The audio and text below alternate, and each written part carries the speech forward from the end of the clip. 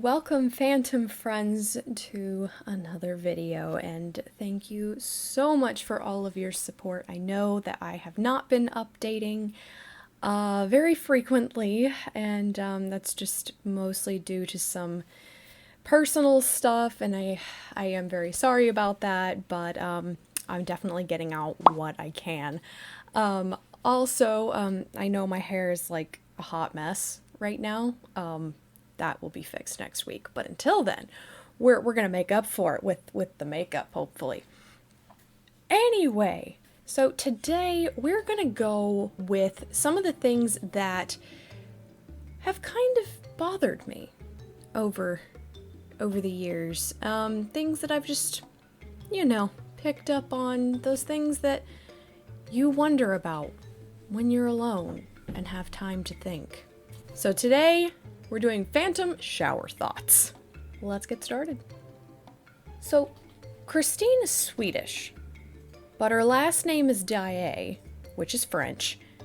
Even if we assume that she and her father changed their name when they came to France, what was their Swedish name? Could it have possibly been Nilsson? Cue Illuminati music. This one I know I mention a lot, but it's just something that I can't quite get past. In the Weber musical, the managers tell everyone to perform the ballet from Act 3 when shit goes awry during Il Muto. Wouldn't taking just a brief intermission have been way less complicated? Next, in some Phantom productions, Carlotta is, supposed to be a terrible singer. That's her character. So then what is their logic for how she got to be the most famous singer in Europe? This one literally came to me while in the shower. This is a true shower thought. Had Christine stayed, it would have definitely taken multiple attempts for Eric and Christine to do the dirty. As soon as he saw her naked the first time, he would have just straight up passed out. If he was so confident in knowing how to navigate the cellars, how did the Persian manage to lead himself and Raoul right into the torture chamber? Oops, wrong turn, my bad. Why did Carlotta not already have an understudy ready to go? I get that in the Weber musical, they explain it through the production is new, but that's not how it works. That's not how any of this works. Upon casting a show, understudies are always cast at the same time as everyone else. If Christine took over the role of Marguerite, or the Countess if you want to go Weber, who the hell took over her original roles as Cybele or the page boy? What would Eric have done if Raoul hadn't pushed Christine out of the way of the chandelier? Did Eric really think that having a big, creepy doll replica of Christine wouldn't have freaked her out? He's everywhere, Raoul! Anywhere in the opera! He could be watching at any time! So let's go have a detailed conversation about our plans to escape on the rooftop instead of a secure location. What exactly was it about Christine's voice that Eric was so drawn to if she wasn't superstar quality when he first heard her? And do not say she looked like his mother. We are done with that shit. Not an option. I actually do have an answer to this, but I'll talk about that in another video. In Beneath a Moonless Sky, it's said that Christine went and found Eric afterward. Where the hell did he go, and how the hell did she know where to find him? Why the hell was Eric running a freak show when he himself was prisoner in one? Like, I get that maybe it was supposed to be like a safe haven for different people or whatever, but putting them on display for money like he was, where they could be ridiculed? I don't think so. I know I'm getting into Love Never Dies territory now, but like many people, I have so many questions. why the sudden change in Eric in Love Never Dies? Things like he starts threatening her child after this big revolutionary "I love you more than I care about myself, what I've been doing is wrong" moment in the original story. Like, what the f ever? Get out of here. There is only a fractal amount of non-musical, large production Phantom films that give Eric his redemption moment. And one of them is the Argento. Do better, Hollywood. Alright, so I know this one was kind of short, but kind of gives me some opportunity to talk about some things. So, as I have mentioned recently, I now have a membership option you can join. It's down there, the blue button below the video.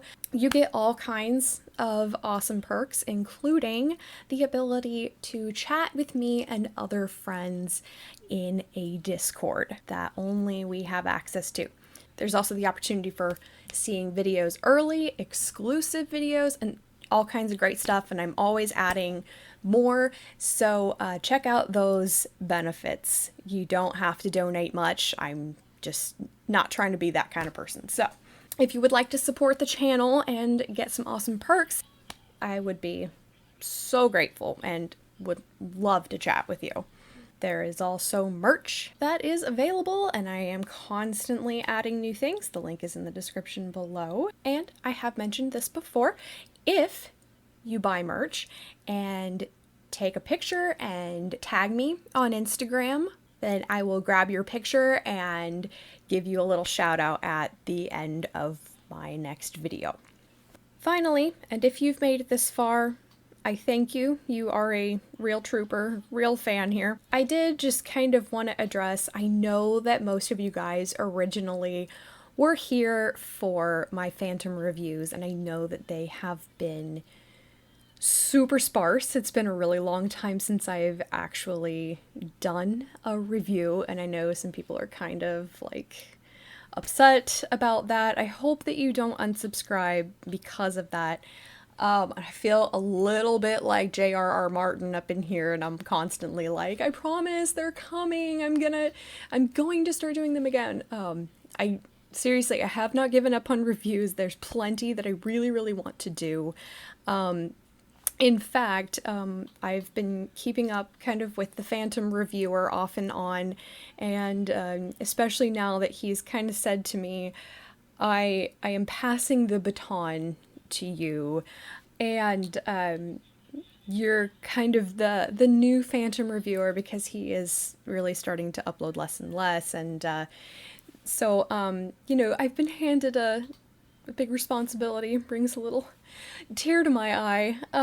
But you know, the reason that the reviews have not been happening is because it's just like, I don't know, I'm just going through such a slump on how to creatively bring these reviews to you in the humorous way that I like to do them. And I'm really trying to work hard on the one for the 2004 film and for Love Never Dies, because I know those are the two most anticipated ones, along with many other films that definitely deserve a review. So I know that the reviews have been very slow coming, but I just want to make sure that I'm providing you guys with the highest quality content possible, and I just, like, the stuff that I've been kind of going through lately, I just haven't felt super funny, and so some of the things that I write aren't quite the style and the level of entertainment that I really, you know, want to, you know, to give for you guys. So, you know, it's just about me trying to make sure that I am giving you guys quality content and, you know, living up to, you know, the standard that I set for myself when I first, you know, created this channel. So bear with me. I I've recently had a bit of a creative spurt, so hopefully that means that I'm going to be able to get those things out to you, and those are my priority at the moment. So, again, if you stuck with me in the video this long, thank you. I appreciate you. So stay tuned for more. Stay fantastic with a PH, and keep your hand at the level of your eyes.